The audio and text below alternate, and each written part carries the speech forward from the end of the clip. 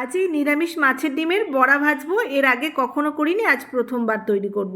এর জন্য আমি ডুমুর কেটেছি আর ডুমুরের যে বীজগুলো সেগুলোকে রেখে দিয়েছি। এই ডুমুরের বীজগুলোর মধ্যে দিয়ে দিলাম বেসন, চালের গুঁড়ো, নুন, হলুদ আর পেঁয়াজ আর লঙ্কা কুচো। জল দিইনি, ডুমুরের বীজগুলো আমি ভালো করে ধুয়ে নিয়েছিলাম, ওর মধ্যে যে জলটা ছিল সেই জলটা দিয়েই একটু টাইট করে মেখে নিয়েছি। এবার ছোট ছোট করে চ্যাপ্টা চ্যাপ্টা বড়া তৈরি করে নিয়েছি। কড়াইয়ে তেল গরম করে বড়াগুলো একে একে দিয়ে মিডিয়াম ফ্লেমে উল্টে পাল্টে নেড়ে ছেড়ে লালচে করে ভেজে নেব।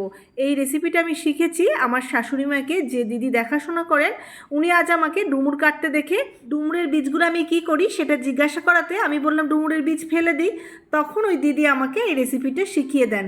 তো ভাজার পর দেখলাম গরম গরম পকোড়াগুলো সত্যিই কি দারুণ খেতে হয়, একদম অন্যরকম টেস্ট। বীজগুলো মুখে পড়ে, পুটপুট করে ফাটে, দারুণ লাগে। এই রেসিপি একবার শিখে নেওয়ার পর ডুমুরের বীজ কিন্তু আর ফেলে দেব না। আর দেখতেও লাগে একদম মাছের ডিমের বড়ার মতো।